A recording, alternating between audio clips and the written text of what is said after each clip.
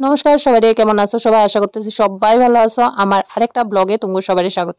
আজকের ব্লগটা mini blog করলাম না, কারণ একটু বড়, ধৈর্য ধরে দেখো, আশা করি সবাই বুঝতে পারবা। এটা শুক্রবার দিন রাত্রেবেলা ভিডিও, মানে গত শুক্রবার। তখন বাজে রাত্র 9:30 আর মানুষটা দোকান থেকে হঠাৎ করে আয়সা করলো যে আলু ভাজা দিয়ে ভাত খাবো। তার লিগে আমি একটা আলু নিয়ে বসি আর একটা পেঁয়াজ দিয়ে বসি, আলু ভাজা করুম। সাধারণত আমি যদি আলু ভাজা করি পেঁয়াজ দিয়ে করি না, কিন্তু যেদিন আমার মানুষটা আবদার করে যে ও পেঁয়াজ দিয়ে আলু ভাজা খাইবো, সেদিনই আমি করি। তার লিগে একেবারে কম পরিমাণে করতেছে, আমি পেঁয়াজ দিয়ে আলু ভাজাটা খাইতে ভালোবাসি না। তো এখানে আমি আলু ভাজার লিগা কাটটা নিলাম, আর দিনের বেলা মাছ রান্না করা আছে। আমি সাধারণত দিনের রান্না মানুষটারে রাত্রে দিই না, কিন্তু আজকে উপায় নাই, কিছু কারণে আমি তাড়াতাড়ি করে দিনেই রান্না করে ফেলাইছিলাম।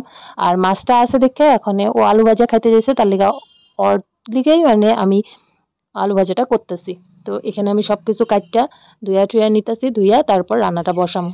আর এখন শুধু আলু ভাজা আর ভাতেই রান্না হইব। তুমি তো কইলামই দিনে মাছ রান্না করা আছে, আর কেন রান্না করে রাখছি ওইটাই কইতেছি এখন।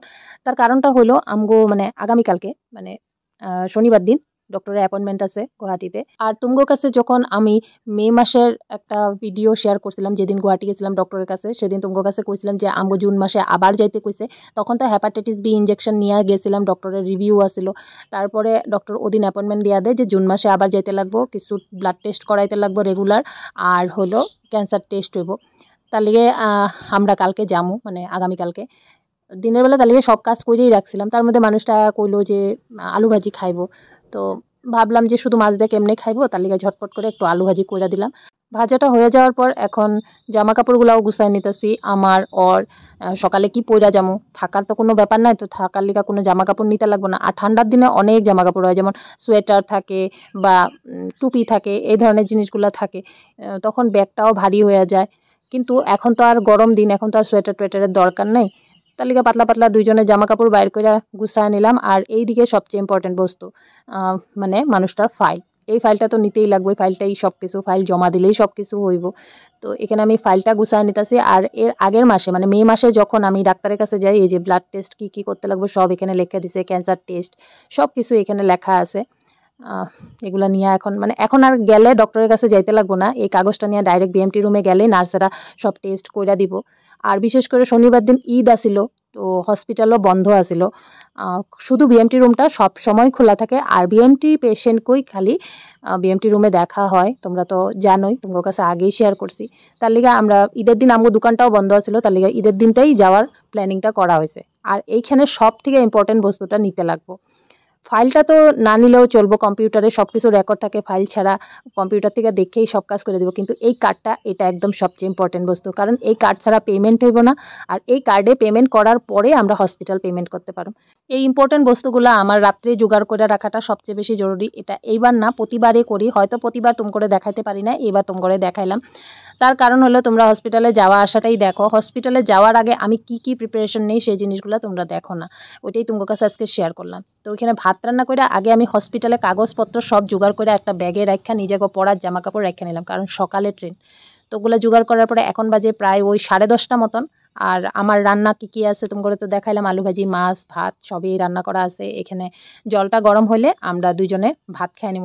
ভাত খাওয়ার পরে আমার এই জিনিসপত্র সব এখন গুছায় রাখতে, মানে বাসনপত্র ধুইয়া টুইয়া রাখতে লাগবো, কারণ সকালবেলা উঠে এইসব করার আমি সময় পাম না। এটা পরের দিনের ভিডিও, মানে শনিবার দিন সকালের ভিডিও। এখন বাজে সকাল 4:30, মানে 4:30 বাজে না, 4:28 বাজে। উঠে গেছি, কারণ যেহেতু আজকে শনিবার, শনিবার দিন আমরা নিরামিষ খাই, তোমরা তো জানোই। তবে আমি সম্পূর্ণ কাজটা করে যেতে না পারলেও ঘরে যতটুকু কাজ করতে লাগে করে যাবো। আজকে ঘর মোছাটা হইব না, কারণ এত সকালে আমার ঘর মোছা আমার পক্ষে করা সম্ভব না। আমার আবার পূজাও দিতে লাগবো, অন্য অন্য কাজও আছে। তো ওই জায়গায় দাঁড়ায় আমি এত সকালে ঘর মুছতে পারবো না। আজকে আর ঘর মোছাটা হইলো না। এখন আমি গ্যাস টেবিলটা ভালো করে মুছা নিতেছি। জানি শনিবার দিন বাইরে গেলে নিরামিষ মানাটা হইব না, ছোঁয়াছানি থাকেই। ওইটা দেখলে তো আর হইব না, বাইরে যাই খাই, ঘরে এসে তো নিরামিষ ভাতটুকু খামো। তার লিগে গ্যাস ট্যাস মুছা নিলাম। রাত্রেবেলা তো বাসন টাসন সব ধুয়েই রাখছি। তো ঘুম থেকে উঠা ঘরটা ঝাড়ু দিয়া এখন গ্যাস মুছা তারপরে যেমন স্নান করতে। দেখো রাত্রে বাসন টাসন ধুয়ে রাখছি, তাও দেখো কাজের যেমন শেষই হইতেছে না।